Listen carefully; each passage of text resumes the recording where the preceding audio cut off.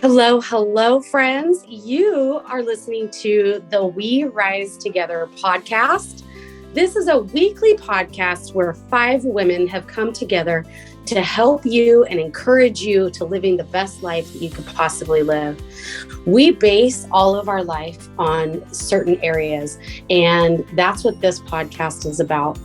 We hold each other up. We encourage ourselves and others in all the areas of life that need to be loved and taken care of.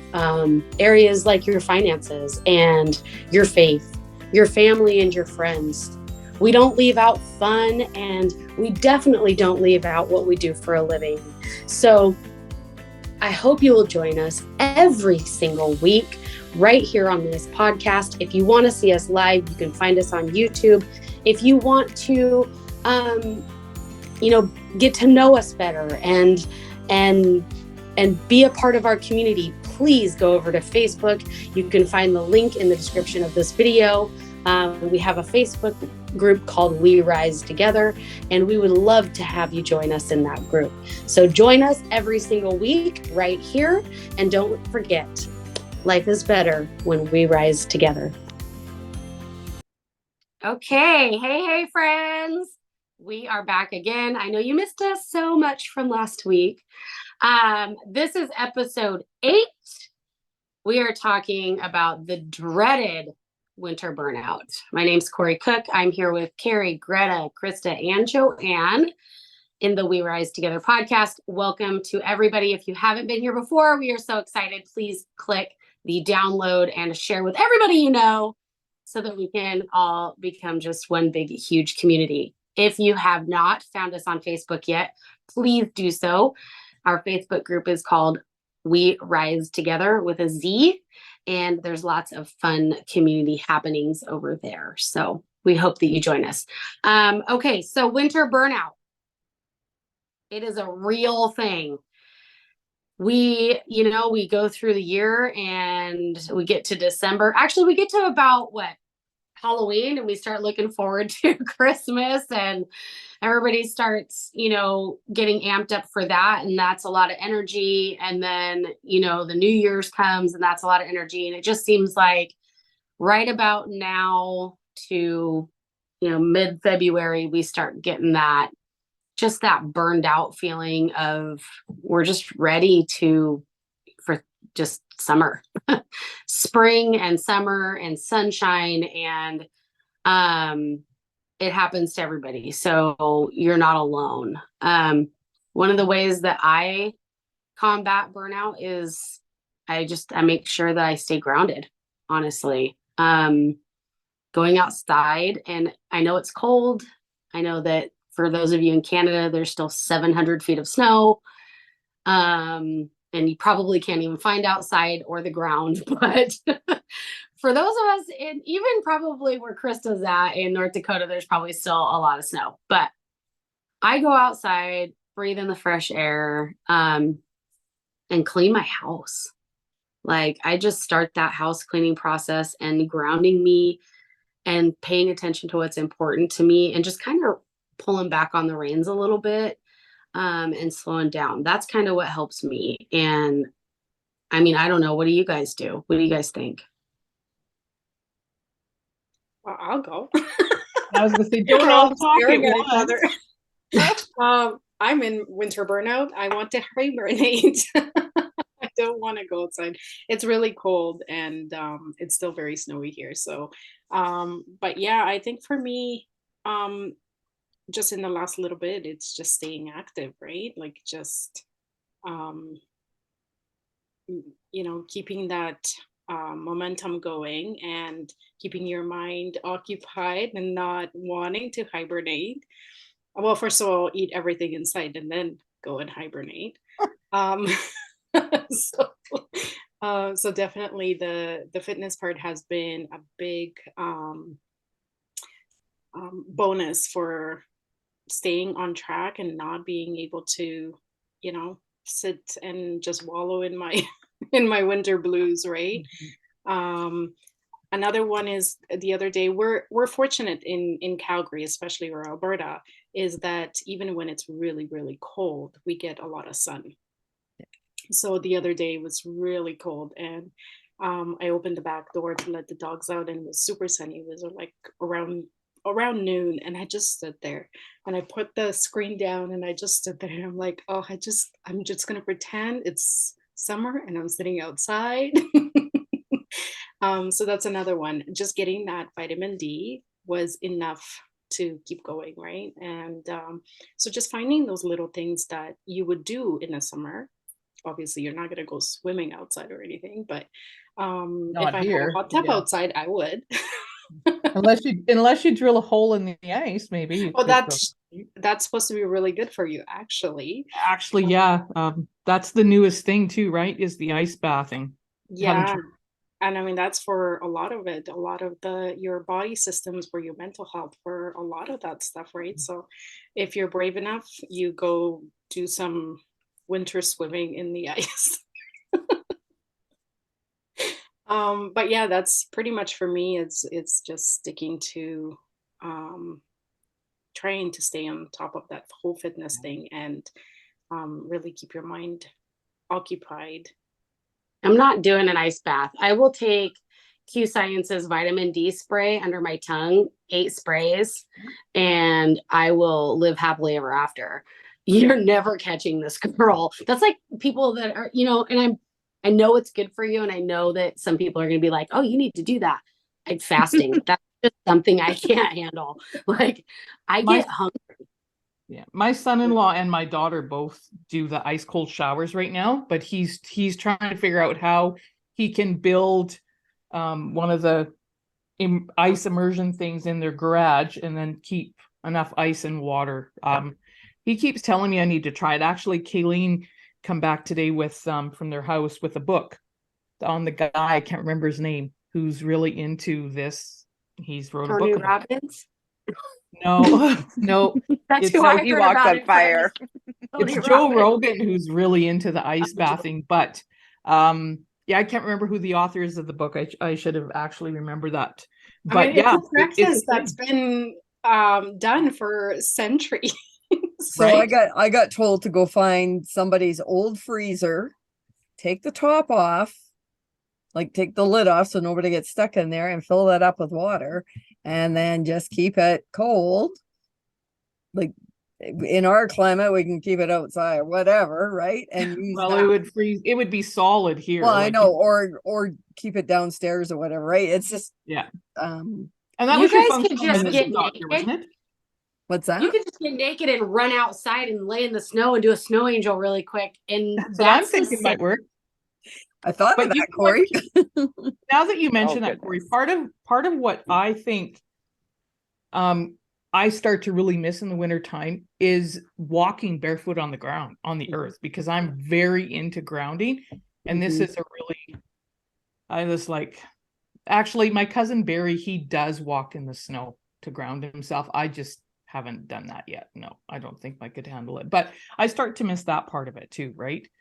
The grounding and just being inside. I will go out on my sidewalk when it's icy, and I will walk barefoot. I have like a short sidewalk from my house to my driveway, and I will do that. But I don't know if I could step in I don't know if I could do that.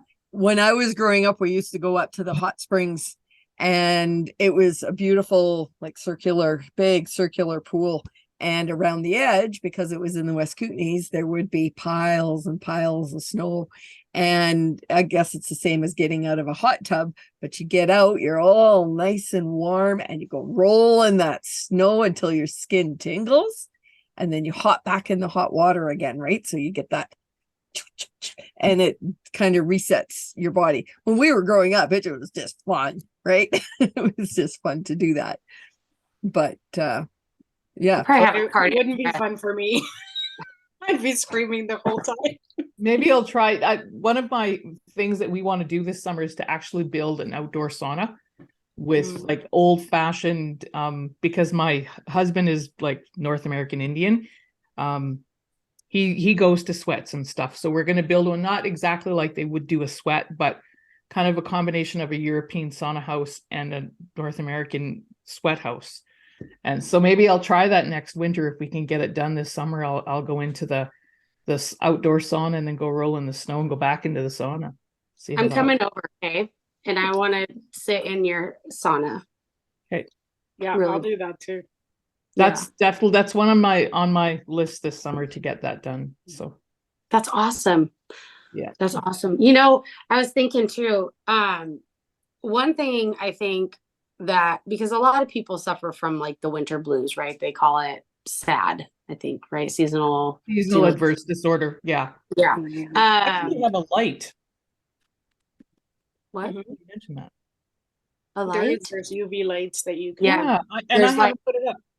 I'm just my looking. mother-in-law has one because she suffers from SAD. And you know, I think that when you're in that, I don't suffer from that, so I'm not getting all like medical terminology or anything. But I think that from the winter blues that I get, I know that I get into a place where I don't want to do anything. Like I have to literally snap myself out of it and be like, okay, you are spiraling down, down, down, down. And it's because you haven't been able to go outside and garden and you haven't been able to do the fun things and get the vitamin D. And I wasn't kidding when I said I spray vitamin D in my mouth. I really do. Because I think it's very important to get that vitamin D in your body. And I think it does help. But I have to force myself even sometimes to take the supplements I'm supposed to take, you know, and you can get into your head. And so it is a really very real thing, this winter blues, where people won't do things for themselves. And I think it's important to share how we snap ourselves out of it, because I literally have to have a come to Jesus meeting with myself. Like I really do. Yeah. You know what, Kori, I think now that you kind of talked about that, if I think back, I don't think it's as bad for me this winter. And I'm going to have to credit that to my top-notch supplements I take. Yeah, I haven't felt nothing this year either. And that's why it's like I kind of have a hard time chipping in. And I don't know if it's because like I'm so active, you know, with younger children where we're doing winter stuff, going to birthday parties, you know, where I'm just doing different stuff and in different environments. But it hasn't hit me this year. Like I'm better and than I think the supplements. That could be it too, Krista. It very well could be. And with that said too, we are at the halfway point. We were talking about that before we actually jumped on here. Halfway point, right, Kori? Between winter and spring is today. So Groundhog Day tomorrow. Right, Groundhog Day tomorrow. Good old Puxatawny Phil. We'll He's see gonna what tell us what's up. I mean, have you guys had a fairly mild winter? Like in Alberta terms, we like our December, our November, December was brutal. It was brutal here. Probably one of the worst Decembers we've had in years, but our January has been exceptional. Like we have an extreme cold warning tonight, but that's the first one I think we've had in January, isn't it, Greta? Yep. Right. It's like, so we've had a bit of a milder winter but lots of snow. I mean, it's still, we had fog here for probably 3 weeks. And that I found really difficult to deal with. Like Greta said, one of the things that Alberta is known for is the amount of sunlight that we have. The amount of hours of sunlight in a year, I think we're the top in Canada, are we not, Alberta? Yeah, we are. So 3 weeks of no sunlight here was really odd for us. And I found that by the time that was done, I was like, done. Yeah, Yakima's the same way. So I'm in Yakima, Washington, and we literally have 300 days a year of sunshine. No matter what the weather is, it's always sunny and blue skies. Like, and that does help. It really does. It makes you want to go outside, actually, or open your windows until you feel the cold air, because it can be negative 20 degrees and sunny here. Like it can be freezing and sunny. But we also, like last year, we got 2 feet of snow in April. Like, what is that about?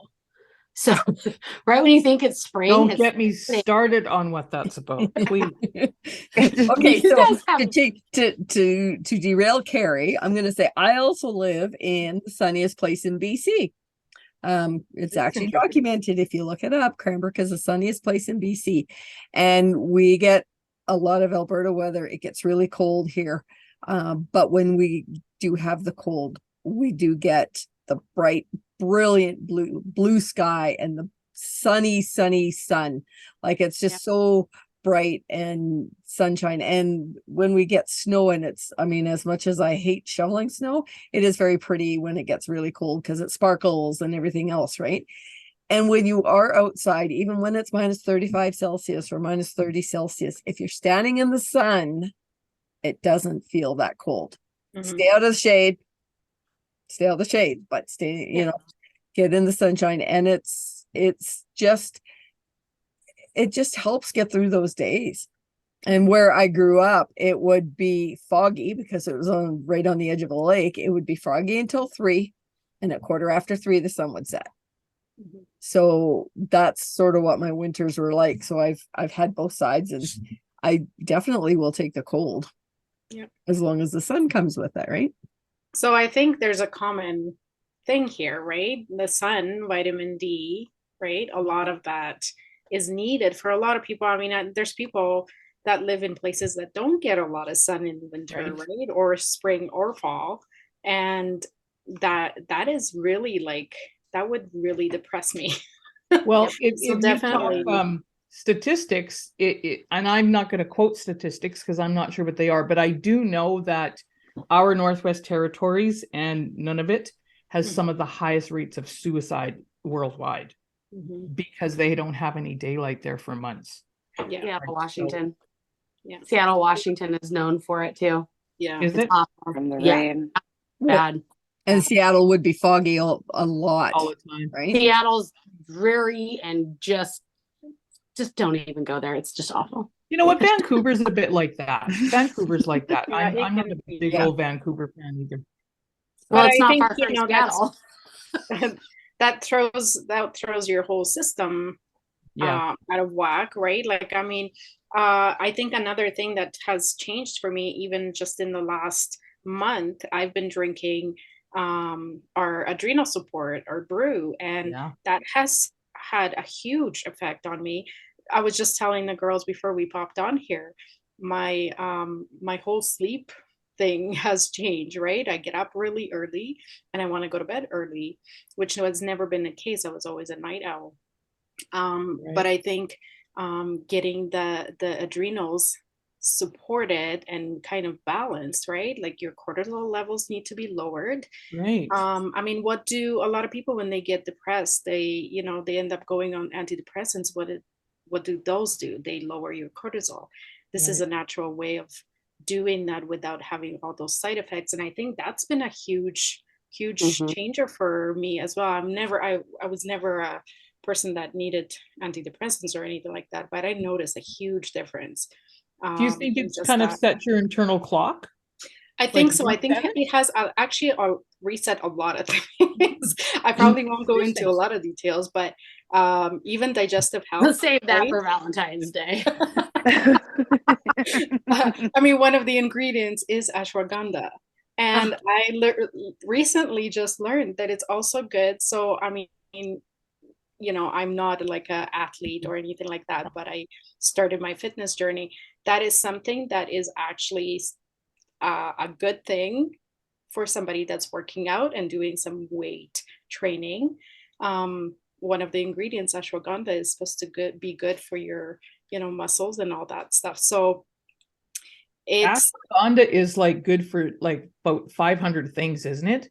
Like I mean, it supports a lot of things in your body. I mean, we probably won't go into a lot of that. And the other one too is the lion's mane, and it's got a long list of well, there's a lot of adaptogenics in this brew, and I think I mean, Krista, you just recently started drinking it, and you said you love it. It's kind of like coffee, but in not, my cup, right? guys. And you guys, like, I mean, I'm gonna be honest, like I didn't understand the whole adrenal support thing, but now that you're saying that, Greta, I'm like, because this last like week, because I, Ladonna just gave me a half a bag. Mhm. And I mean, I have been getting up in the morning and like not tired and wanting to take another nap. Mhm. Which I was doing good, like with the core. But I feel like I still was like starting to get tired again, maybe. And I was adding more caffeine, which that could be a problem too, not the right kind. Yeah. And so, yeah, the brew, I mean, it tastes so good. I could literally drink that instead of coffee. It's just, A lot of people it's have so, replaced their coffee, right? Just for yeah. that. And like you say though, like I'm tired, I want to go to bed right now. If I could, I would, and then I'll be up in the morning. And the other thing I noticed too is like normally in the afternoon when bridge or naps, I usually will plug in earbuds and like listen to something, and that might be my chance if I want 20 or 30 minutes. But it's like I wanted to clean or do something and not even sit in the chair for that relaxing time. Yeah. So I'm excited because I think that my adrenals probably have been trashed just from, the abuse with like energy drinks. And, I'm that age where that was a popular thing that first came out, 12 years ago. And a lot of us tried them. I mean, a lot of people are actually But addicted you to know what, them. I Krista, mean, it kind of goes deeper than that, because when we start to talk about it's connected to your endocrine system, and there are so many things that affect our endocrine system. Toxic cleaners, scents, Yeah. all of those things having a big effect on our endocrine system, where our adrenaline glands are. Stress Stress. itself. Stress is, and I huge, mean, Kori, as we for know, sure. the last 3 years were nothing but stress. So I'm sure there is a lot of people out there that have adrenal fatigue and they don't even know it, right? Absolutely. A lot of people, are get diagnosed with autoimmune and lots of other things and depression, but it's not common to check your adrenal glands to see if they're working properly. And I think that should be like the number one thing to target, right? Absolutely. Naturally, because they're super easy to target naturally to balance them out. They are. Yeah. Good point. But yeah, I think the reason that I'm not feeling those winter blues is because first of all, it's the fitness, the mindset, and definitely the supplements and brew that. I mean, I just got to throw a plug out there for one other product. Like I know you guys mentioned the vitamin D spray and the brew, but the create terpenes. Like we have some amazing terpenes that they're actually made, because I'm into like essential oils and stuff, but our terpenes, like they take the whole plant and put it in a tincture for us to take. And I mean, whatever they say, you take it and it instantly works like that. So I feel like Create that was a huge thing for me last winter. I haven't, dug into it too much this winter yet, just because I've felt really good this year so far. It's awesome. But Create is another one that just really can help with some of the emotional stuff too, of if you don't have sun or don't get to go outside or, Yeah, definitely. Sorry, Kari. Yeah. I can't remember what I was going to say. Oh, sorry. Isn't that typical, right? There was something about the brew. I just think it's a really fantastic product. When they first announced it, I was kind of like, yeah, whatever. And then started just to kind of do a little bit of research on it, and I ended up liking the taste of it. So I have to confess, though, I do mix it with about a half a teaspoon of organic decaf coffee. And then I do the froth milk, grass-fed cream. Actually, a lot of people mix it with a lot of things, and that's what's nice about this product. It's not like you have to drink it one way. You can actually, it's an additive to anything, really. Like I've tried it so many different ways. I like with. I mean, so it could be really that Sarah has on the website. I mean, there's so many recipes that she can take. Yeah. It could really be key, just dealing with midwinter blues. Yeah. I have a lot of teacher friends, and you know what, like I said, I think I even mentioned that last episode. We all kind of are in a very like burnout mode at this time, right? And I mean, if they can get their hands on brew, that's like it's a it's a game changer, that's for sure, for anyone that's Mhm. dealing with a lot of stress and burnout. That would have been a good teacher gift idea. Right? You know that? I know. My Yeah, kids are not especially old enough. Christmas time. Like, My kids are mhm. too old for teachers, so I have no one to give it to. Well, you know a lot of You have teachers. Why friends. don't I you do give them know a lot of samples? teachers, so that might be a good gift for them. You know, and I think that as you know, I know that, you know, there's some dads out there that probably feel the same way, but as moms, you know, I did a post the other day on our We Rise Together Facebook group about all the things that we do as moms and all of the hats that we have to wear. And I think that that plays a part in, and like I said, I'm not putting anything against dads. I know I love dads. They have their own place, right? But speaking from experience, and this is the only place that I can speak from, trying to wear that many hats is very stressful. We're constantly running, we're constantly going, we're constantly doing. We don't pour into ourselves the way that we're supposed to. We always put ourselves last. And when you run yourself down the way I did, you know, raising kids and working and having businesses and trying to be there for not only my family, but my friends as well. You run yourself out and you do run your adrenals out and you end up not knowing what's wrong with you. You end up feeling like you just don't feel well and you're always tired and you're always run down. And then you're supplemented with coffee or energy drinks and things, hormone disruptors that do mess with your endocrine system. And you just don't know why you don't feel good. Because there's all the hats are going on, they're coming off, they're going on, they're coming off. I mean, it's crazy. Yeah. And you're all sitting here nodding your heads like, yeah, you know, it's true. And when you can because it's so hard to tell a mother and a wife that she needs to have self-care and take care of herself. You need to pour into you, but it's like, if I stop, then who picks up the pieces? And every mother feels this way. I absolutely know they do because I do. Uh-huh. And I ran myself into the ground trying to be everything to everyone all the time. And that right there was the moment that I was like, I need something and I don't even know what it is. And if you're in that place that you need something and you don't know what it is, it might be as easy as resetting your adrenals and having 1 cup of brew a day or 2 cups of brew a day. And it sounds silly, and literally save you, you know, and feel better because you listen to Greta and Kari and Joanne and Krista saying how good they're feeling now. That's true. That's real life. Yeah. And that's through winter blues and running yourself into the ground. So I don't know. I just thought about that because we do so many things for so many people and we don't give in to ourselves because we don't even know what we need sometimes. And I would point out that even when your kids, and you know, like Joe and my kids are, you know, I got one late 20s and one early 30s. Joe's are in their 30s. Greta's are in their mid 20s. That doesn't really stop even once your kids leave, right? You know,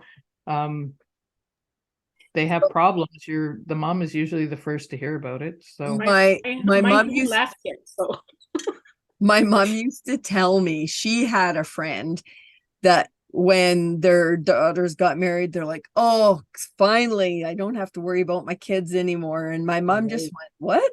She says, you don't lose your kids when they get married. You just gain more. You gain a son-in-law or a daughter-in-law. So it's one more kid to worry about. Then the grandkids come along and that's another. And then you really worry about those ones. Right. And so as a mom of an adult or adult children and with a grandson, and Kari will say this too, you just have more to worry about, more people to not say no to when you should. Because like Kori said, we feel like we have to do everything for everybody. And if we don't do it, it's just going to pile up and then it's not going to get done. And then we stress out about it not getting done. So we just say, oh, you know, heck with it, we'll do it ourselves. And then we get into that spiral. Have you found, Joe, though, that as for me anyway, getting older, I've learned to set a little more boundaries than I was when I was a younger mom. I've been working on it. I have some boundaries now that, 10 years ago I didn't have, still never had any boundaries. It was like, okay, it's 1:00, I'll go do that for you. And then it's, it's right. But that's a learned thing. We have to learn to do that ourselves. We need to focus on ourselves. We need to find those boundaries. We need to set them. It's not like it's a magical thing when you turn 50 that fairy dust sprinkles on you and it's like, okay, I can say no now and I can set boundaries.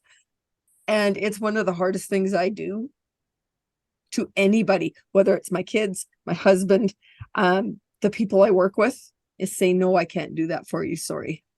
Yeah. Even though I know I can, I have the ability to do it. But do I have the time? Do I have the energy? Do I have whatever? Right. Or I just know there's just not enough room to fit that in. And I have to say no. But it is something that is another thing to help with the winter burnout is learn to say no. And it's the hardest right. thing as a mom you're probably ever going to do. Yeah. Or one of the hardest things. For sure. Well, I know being a mom with young children, I can't do what I used to do for winter blues. And that was go to Mexico. Just saying. That's what my mom did. Okay, but think about that for a second. Why did you go to Mexico? There's the warm, yeah. There's mm-hmm. sky. There's yeah. Yep.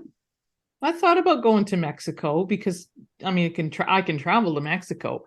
But I'm going to listen to the president of our company when he says, keep your money right now. Don't, right? The next 2 years is, so I'm not going to go to Mexico or Dominican Republic or any of those places that I used to go before COVID. I'm just going to hunker down and, I'm going to Oklahoma. Well, so I'm going to go to Calgary next week. Can I share a little secret with you girls and everybody else that's listening? When we did go to Mexico, that was some of the most stressful time I had because, and maybe it was me, but it seemed like everything landed on me to make sure everything was in place, everything was done, everything was looked after at the house while we're gone, everything. And usually by the night before we left, I was a freaking mess. And then I'd get down there and I'm like, okay, this is fun. And that would last for about 2 days. And then I'm like, okay, sunshine and beach is fun, but let's go find something else. But the preparing for going I got to the point where I was like, I don't know if the trip is actually worth the stress that I was going through, putting myself through a lot of it. But yeah, there's my secret about traveling. So next week, what are we doing here? We're going to do part 2 of the F It series. No, F it. Just F it. Just F it. So that's what we got in store next week. So is it time to wrap it up, girls? Have we chatted long enough? Yeah. Well, honestly, we could probably go for hours, right, but yeah. For sure. Okay, so let's call it a wrap and F it part 2 for next episode. And remember, we rise together. Well, that's a wrap for this episode. We are so grateful you joined us as we discuss our experiences on our life's paths. Our vision, no matter where you are in your life path, is to add value to your life by sharing ours. You can find more incredible resources in our We Rise Together Facebook group. We'll leave the link posted in the show notes at the bottom. And until next time, we appreciate you and remember, we rise together.